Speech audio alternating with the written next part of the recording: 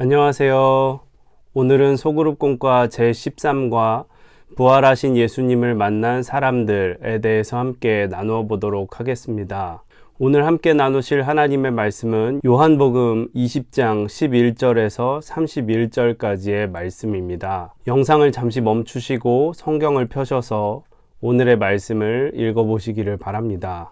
말씀을 다 읽어보셨으면 서론의 내용을 읽어보면서 오늘의 내용을 파악해 보도록 하겠습니다. 부활은 인간의 생각과 상식으로는 도저히 믿기 어려운 일입니다. 예수님을 믿고 따랐던 제자들도 예수님의 부활을 쉽게 믿을 수 없었습니다. 제자들을 비롯한 모든 사람이 부활이 실제 일어났음을 믿기 원하신 예수님은 이를 위해 부활하신 몸으로 제자들을 만나셨습니다. 네, 그래서 오늘은 부활하신 예수님 그리고 그분을 만난 사람들에 대한 내용을 함께 나누도록 하겠습니다. 우리가 어떻게 하면 믿음으로 부활하신 예수님을 만난 사람들처럼 될 수 있을지 함께 나눠보도록 하겠습니다. 그러면 첫 번째 문단을 읽어보면서 부활하신 예수님을 만난 사람들에게 일어난 일들을 살펴보도록 하겠습니다. 부활하신 예수님을 만난 사람들에게 일어난 일은 무엇입니까? 첫째, 부활의 첫 번째 증인이 되었습니다. 부활하신 예수님을 가장 먼저 만난 사람은 막달라 마리아였습니다. 제일 먼저 예수님의 무덤을 찾았던 마리아는 빈 무덤을 보고 이 소식을 베드로와 요한에게 전했습니다. 베드로와 요한은 빈 무덤만 보고 그냥 돌아갔지만 마리아는 무덤 밖에 남아 예수님의 시신을 잃어버렸다는 슬픔에 울고 있었습니다. 이때 마리아 앞에 예수님이 나타나 제자들에게 가서 부활 소식을 전하라고 말씀하셨습니다. 예수님을 향한 사랑에 새벽부터 무덤을 찾은 마리아는 부활하신 예수님을 가장 먼저 만나고 기쁜 소식을 전하는 첫 번째 증인이 되었습니다. 예수님을 진정으로 사랑하는 사람이 영혼을 구원하는 부활의 증인으로 쓰임 받습니다. 네, 그래서 예수님께서 돌아가시고 안식 후 첫날 여인들은 예수님의 시신을 닦기 위하여 예수님의 무덤을 찾았다가 부활하신 예수님을 만나게 됩니다. 부활하신 예수님께서 여인들에게 하신 말씀은 제자들에게 가서 부활의 소식을 전하라는 것이었습니다. 즉, 부활을 경험한 여인들이 해야 했던 일은 부활하신 예수님을 전하는 것이었습니다.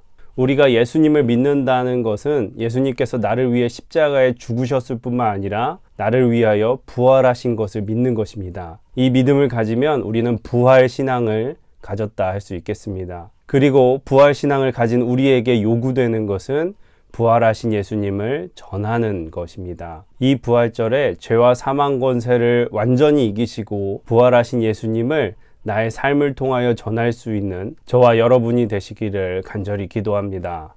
그러면 계속해서 두 번째 문단도 읽어보겠습니다. 둘째, 평강을 회복하게 되었습니다. 안식 후 첫날 저녁 부활하신 예수님은 숨어있던 제자들을 찾아가 평화를 선포하셨습니다. 그리고 그들에게 숨을 불어넣으시고 성령을 받으라고 말씀하셨습니다. 예수님이 십자가에서 돌아가신 후 제자들은 스승을 잃은 상실감과 죽음에 대한 두려움에 숨어 지냈습니다. 그러한 상황에서 부활하신 예수님이 찾아가신 것입니다. 예수님은 그들 앞에서 부활하신 몸을 보여주셨고 생생하게 숨을 내쉬셨습니다. 예수님을 만난 제자들은 죽음에 대한 두려움과 상실의 슬픔에서 벗어나 평강과 기쁨을 얻었습니다. 죽음의 두려움을 극복하고 참된 평강을 얻으려면 부활의 예수님을 만나야 합니다. 예수님이 약속하신 성령을 받을 때 세상의 불안과 두려움 없이 진정한 하나님의 자녀로 살 수 있습니다.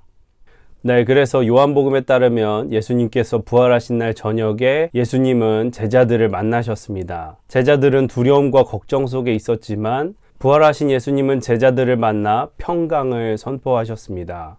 우리도 살다 보면 인생에 여러 가지 두려움과 걱정이 찾아올 때가 있습니다. 그리고 죽음에 대한 공포와 슬픔으로 살아갈 수도 있습니다.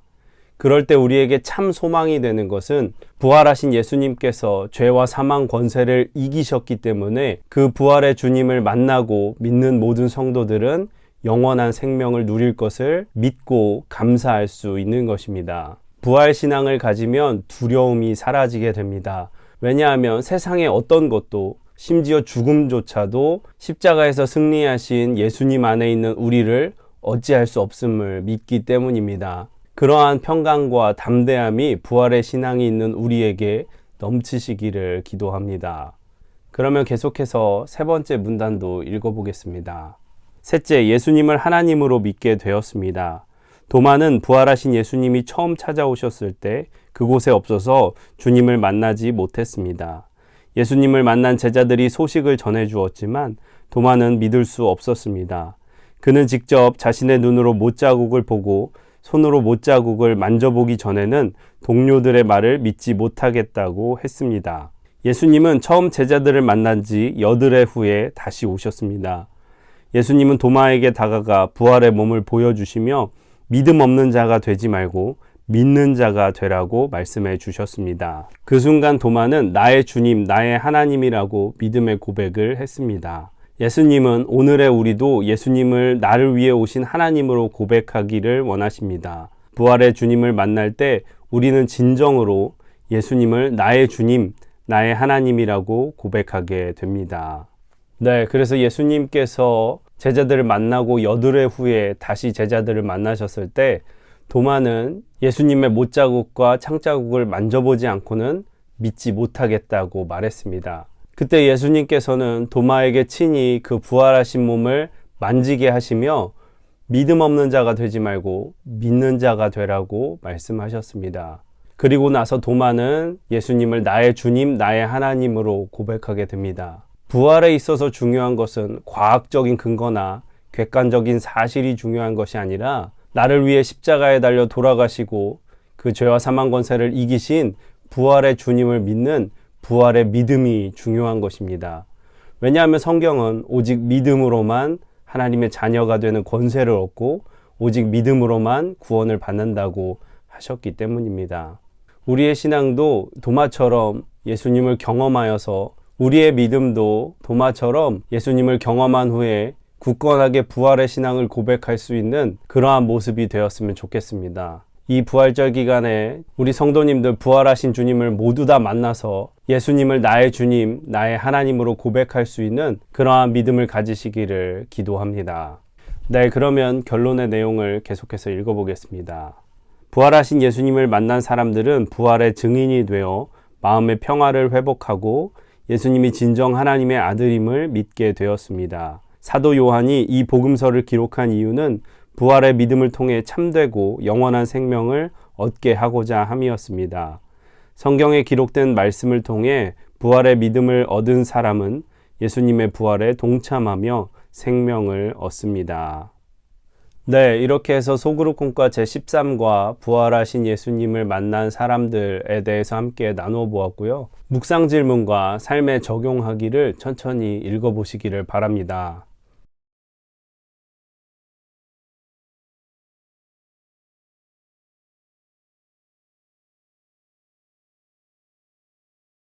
묵상 질문과 삶에 적용하기를 다 읽어보셨으면 주님께서 오늘 주신 마음을 붙잡고 기도하시고 또 우리 교회에 여러 중보의 기도들을 하신 후에 마치시면 되겠습니다. 수고 많으셨습니다. 감사합니다.